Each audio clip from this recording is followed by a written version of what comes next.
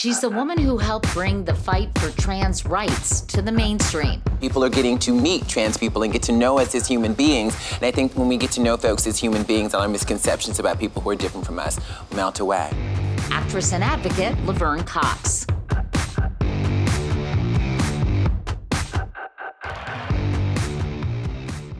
Laverne has been performing her entire life.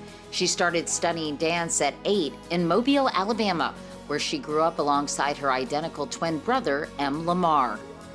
As a teen, her talent earned her a scholarship to the prestigious Alabama School of Fine Arts in Birmingham, but it wasn't until college that she discovered acting. Work as an actor is to bring as much dimension to a character as possible. It was also during her college years that Laverne began openly identifying as transgender. After graduating, Laverne decided to pursue acting, but struggled to land roles. She was discouraged by the lack of trans representation in Hollywood until she saw fellow trans actress Candace Cain. First story that made me feel like my identity was really represented on screen had to be Candace Cain in Dirty Sexy Money in 2007. What's so sad about that is that I was 35 years old when this movie happened. 5 years later, Laverne finally got her own big break as inmate Sophia Bursette in Orange is the New Black. Listen, Doc, I need my dosage. I'm finally who I'm supposed to be. Do you understand? I can't go back.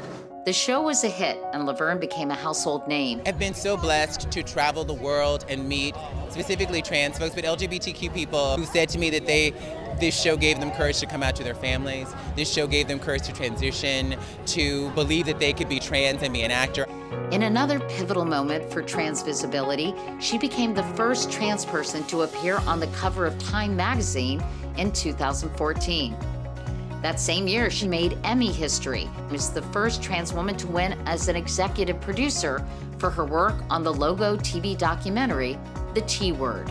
She's a trailblazer and has helped Americans everywhere to understand what it's like to be trans. The reality of trans people's lives is that so often we're targets of violence. When we focus on transition, we don't actually get to talk about those things. These days, Laverne is continuing to act and inspire.